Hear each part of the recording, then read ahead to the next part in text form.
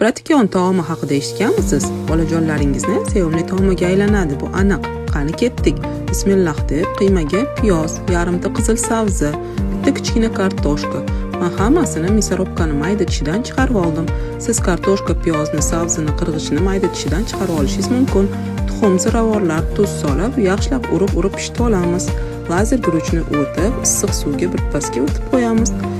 Qo'llarimizni suvda ho'llab, qiymamizga shakl beramiz. Orada qozonga yog' solib, qizdirib, piyozni solib qovuramiz. Guruchni suvini to'kib, kotletlarimizni botirib olamiz. Qozonimizga sabzini qirg'ichdan chiqarib solamiz. Qovuramiz. Chesnok, tomat, tuz, kashni churug'i solib, yaxshilab qovuramiz va bo'lajak tipratikonlarni joylab chiqamiz. Ustiga emas, chetlariga suv qo'yamiz ehtiyotkorlik bilan. Past olovga 40-45 minutga dimlab qo'yamiz.